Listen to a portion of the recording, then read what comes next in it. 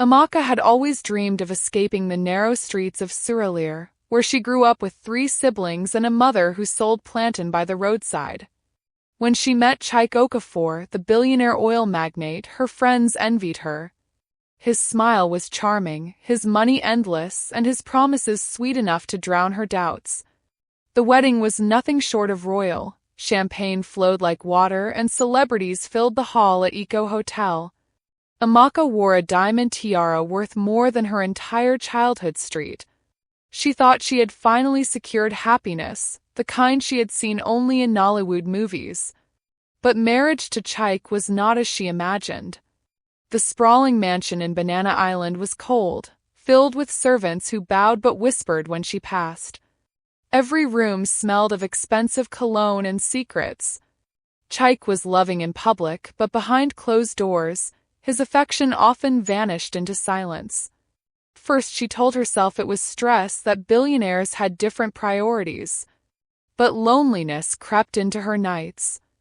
The more she tried to impress him, new dresses, hosting charity events, playing the perfect wife, the more distant he became.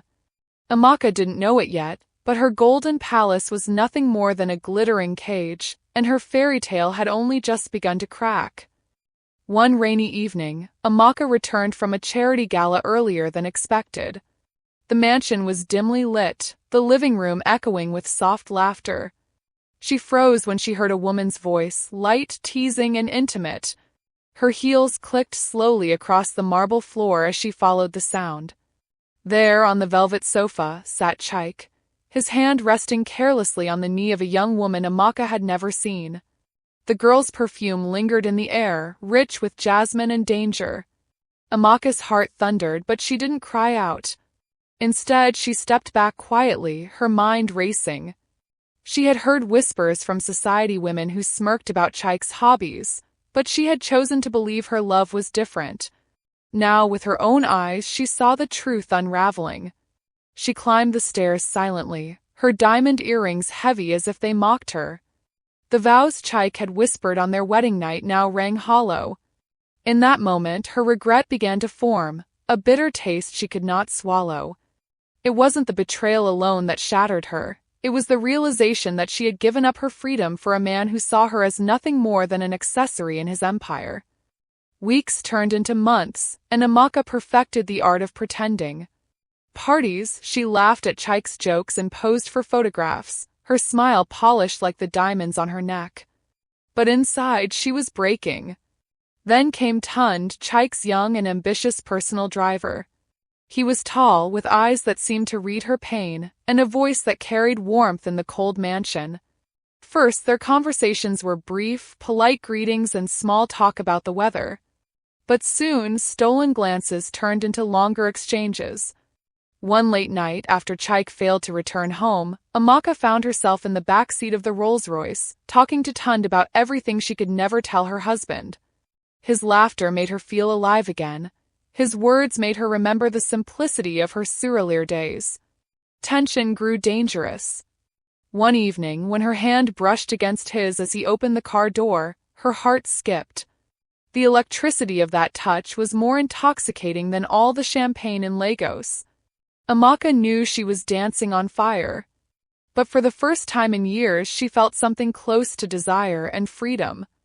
The mansion became a stage where every glance carried hidden meaning.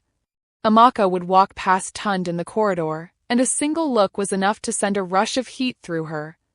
Chike remained oblivious, too busy with business meetings and mysterious late nights. One evening, as rain hammered against the windows, Amaka found herself unable to sleep. She wandered into the kitchen for tea, only to find Tund there, drying his shirt after a sudden downpour. Their eyes met, and silence filled the space with an unspoken question. He stepped closer, his voice low, almost trembling. "Madam, you shouldn't be here." But his hand lingered on the table, close enough for her to touch. Her breath caught, and for a heartbeat she considered surrendering to the moment. Instead, she pulled away, clutching her robe tighter. "Good night, Tund," she whispered, her voice unsteady.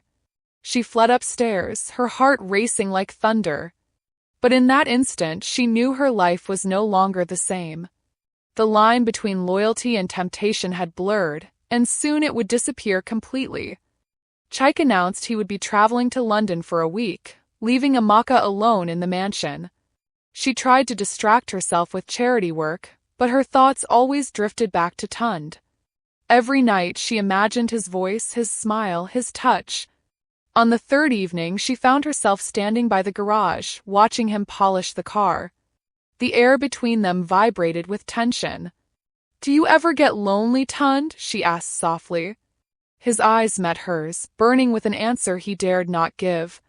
That night, one reckless decision changed everything. Amaka invited him inside for dinner, telling herself it was only kindness.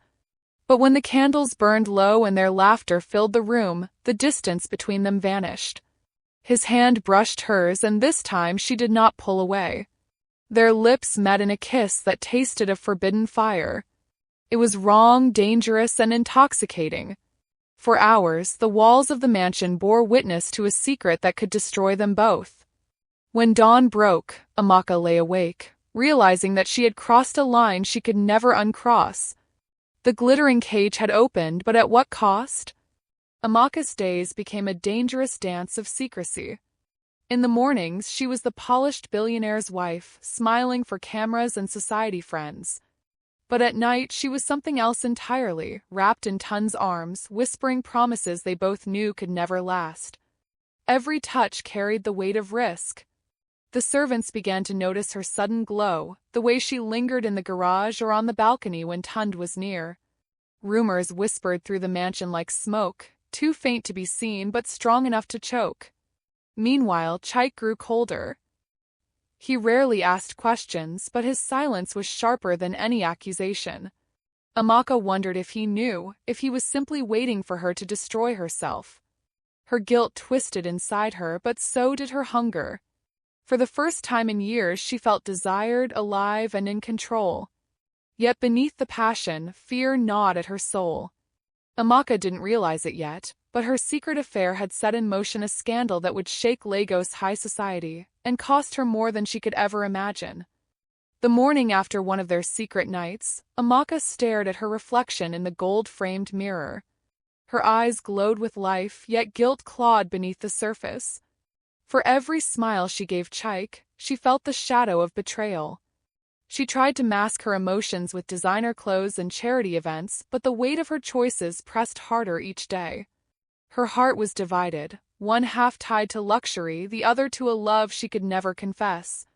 One evening, while dressing for a gala, she noticed a faint mark on her neck. Her maid's eyes lingered too long on it, and Amaka quickly dismissed her.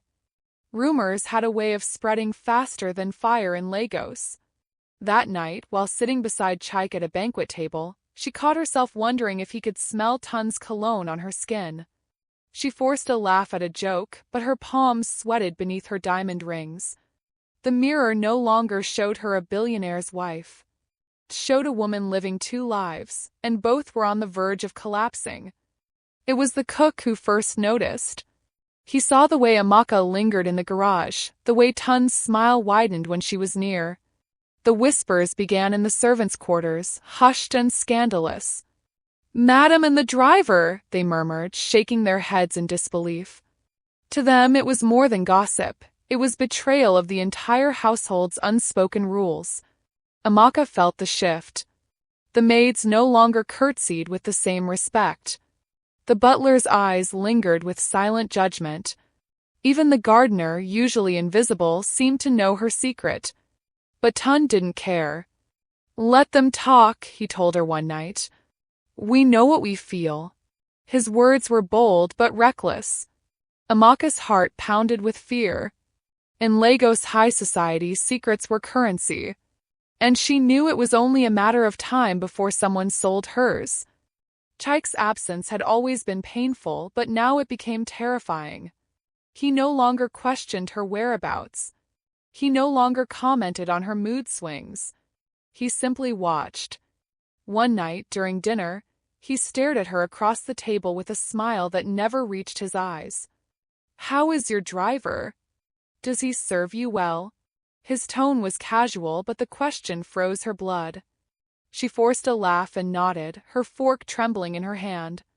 Chaik said nothing more, but the silence that followed was heavier than any outburst. That night, Amaka couldn't sleep. She tossed in bed, wondering if he knew, if he was waiting, if he was planning. The mansion walls seemed to close in, suffocating her with secrets.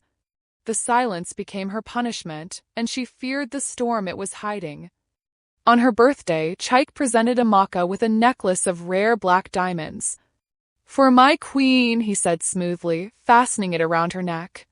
His lips brushed her cheek, but his eyes held something darker.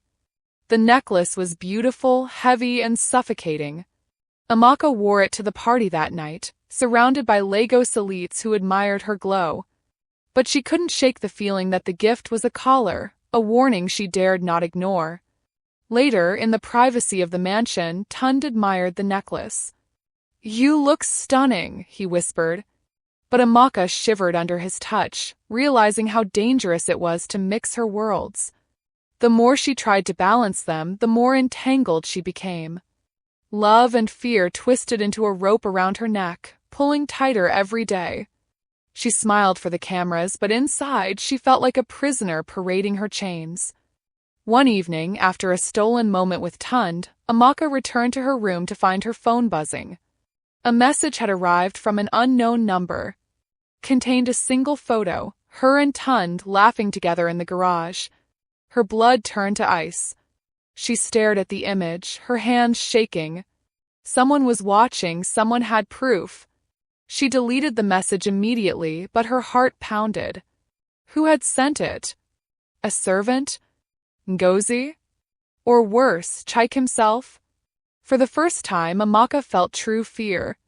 This wasn't just about love or passion anymore. It was about survival. The unseen eyes were closing in, and she knew the scandal would soon explode.